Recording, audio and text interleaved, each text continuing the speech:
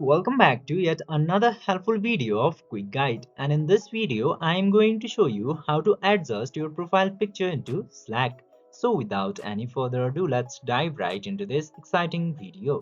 You cannot actually adjust your Slack profile picture from your mobile phone, so you have to use your desktop and just simply open your Slack application into desktop and then tap into your profile icon at the bottom left corner. Then go to the profile option, and now from here you just simply have to tap into this edit button.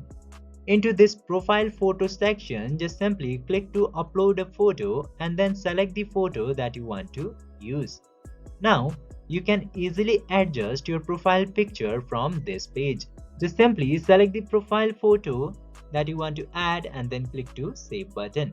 This way you can easily access and adjust all of the details into your profile picture or profile into your Slack account. I hope this video was helpful for you. If yes, don't forget to like, share and subscribe to the channel to never miss another update. Thank you for watching the video.